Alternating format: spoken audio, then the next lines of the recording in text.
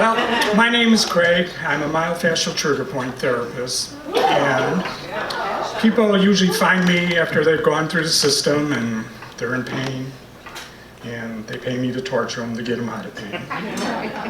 But my story is about how I became a myofascial trigger point therapist and the people along the way that affected me. Her name was Carol. She was smart, funny, passionate, 4'9" giant, and had a vision for life, and she totally changed mine and many of the people she touched along the way. My story begins in 1975 while sitting in DeKalb, Illinois, in the student ghetto on a hot summer day, feeling sorry for myself because I had just lost a significant relationship. This would be the beginning of many years of blowing my life up as I went along. And I got pretty damn good at it, too. At the curve off to my left at the intersection, I noticed a sylph-like person moving lazily along toward me in the shimmering summer heat that you can only find in the rural areas of the country. I was about to get three quick surprises that would entirely begin to change the direction of my life, unbeknownst to me at the time. The person was a young hippie in her early 20s, frizzy, wild hair, and she had unshaven armpits, which was the fad at that time. A tie-dye top and wild orange pants that knocked my eyes out, and sandals. The first surprise is when she comes and sits down beside me and begins to talk. 15 minutes into the conversation, she asked me if I knew what shiatsu was, and it was something she was taking training in, and the literal translation was Japanese finger pressure massage. I had never heard of this, but I was intrigued. Then came the second surprise. She asked me to come back to her apartment and experience a session. Of course, I said no. You don't believe me? Good. When I entered the apartment, two things. Surprise. Two things stood out. The sun streaming through the window and the dust dancing lazily on the warm air, and the pungent odor of cotton from the Japanese futon. I laid face down, she knelt beside me, and she began to rhythmically working points on my back. She called lines of energy, she called chi meridians. I had no idea what that meant. Time seemed to disappear, and before I knew it, she gently touched me to let me know she was done. And then came the third surprise, and it's not what you think. I not only liked it, but I wanted to know more about it. So I quickly asked her, "Do you make a living at this?" "No, I'm a hippie. I just do things because I like to do them." "Okay. How long did it take to learn?" 2 years. So I think to myself, it's 1975. Massage, Japanese or otherwise, is associated with two words, parlor and prostitution. This isn't going to fly. In 1977, I found a construction job to raise money for school. It was rough, dirty, sometimes back-breaking work, and paid well. Since I'm working on the north side, I decided to take an abnormal psychology class during the summer at Northeastern. Yes, I was a psych major at that time. In the third week of class, I met Carol. She was smart, funny, full of character and energy. She was an aspiring actress and a dancer. We started to date, and over the next 2 years, she introduced me to the nightlife on the north side. The Biograph Theater was my first experience. At midnight, the Rocky Horror Picture Show. I looked at her and I said, "What the hell did you get me into?" But it was great. In quick order, we attended plays at the Athenaeum, the Kingston Mines when it was on Lincoln Avenue. Yeah, you remember that, huh? Lake, the Lake Theater, Ravinia. We had a great time. Her dream was to be in the play Cats. At a time they were looking for long, leggy actresses, and she was only 4'9". But if there was anything to say about Carol, she was persistent. 10 years later, she would be in the play Cats on the theater on the lake. Eventually, I went back to DeKalb and maintaining the relationship challenging. There came a point where I felt like I was in her way, and so I ended that part of the relationship.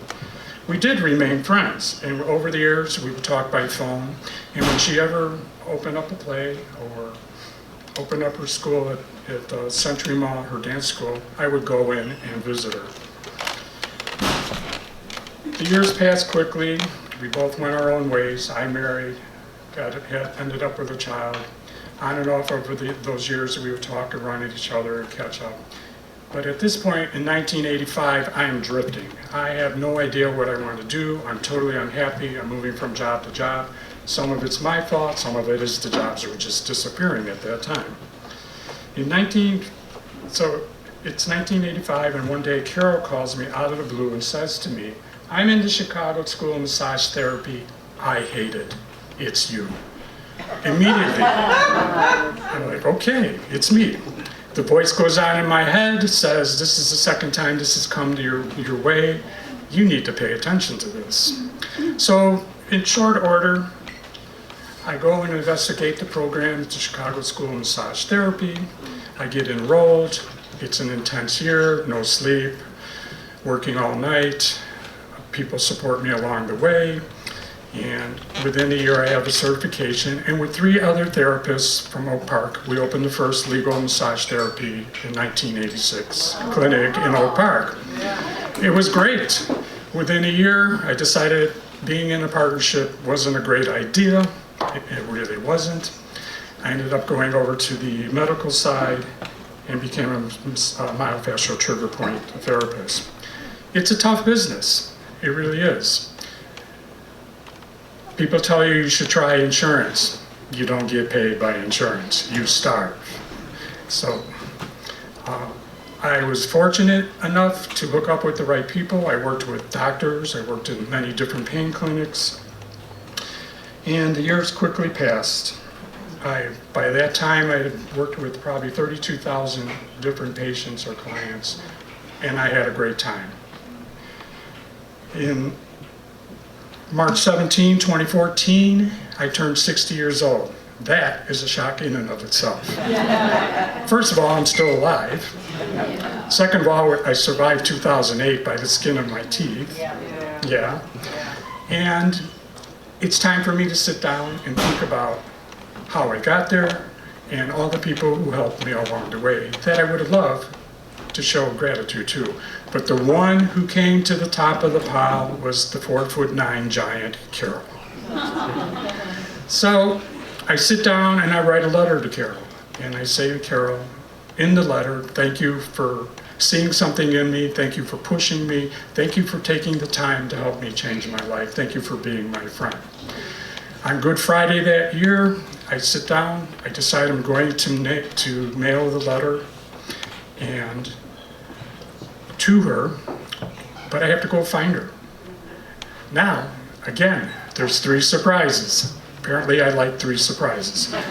The first one is she's living on the same block, 2 blocks up in Forest Park from me, and she's married. So I send a letter. The second surprise is going to devastate me, and it happens on Easter Sunday when I'm reading the Chicago Tribune, and in the article, they're talking about 2 women with terminal cancer. There's that damn word again, cancer. And one of the women, as they're doing the Stations of the Cross, which is a Catholic ritual at Easter, they're offering up prayers for their pain. I'm shocked. Carol has terminal cancer, and she's going to die. The third surprise came Tuesday after Easter, when Carol calls me and says to me, "Thank you for the letter. I don't know what to say to you." And I said, "There's nothing to say. There really isn't. However," I love that word, "we've come full circle. I get to be one of the people who gets to take care of you at this point in your life." So from April to August, I would meet her halfway up the street, bring her back to where I lived, and I would work on her to ease her pain. I was pretty proficient. I had worked hospice, and chronic pain is the core of my practice, so I knew a lot of the things to do. It was great. We became close again. We talked. But it became clear by August that she was not going to make it. One day we were having a conversation. She looks up at me with her big brown eyes and she says to me, "You asshole, why did you stop going out with me?" And I said, Carol, as I busted out laughing, I said, "I know they make fun of guys when they say this, but it really was me and not you." I said, it was clear I was on a downward path, I was blowing my life up, and I would continue to do that until I finally got through my head that wasn't working. You, however, were on a path where you became an actress, a dancer, a social worker, you were impacting people, and you made a big difference in the world. At that time in my life, I did not. That was the last conversation I had with her in person. However, in this very room a few weeks later, 200 people gathered to celebrate her life when it became clear she was on her last stage. She was sitting right about there. Actors, actresses, musicians, co-workers, neighbors, childhood friends, you name it, they showered her with love and let her know how big of a difference she made in their life. Even though Carol was 4'9" tall, she was bigger than life. Carol died that October. On Sunday, November 15th, 2020, almost 2 years ago, next week for me, I was in a terrible car accident in the midst of COVID. I ended up in the emergency room at Loyola Hospital.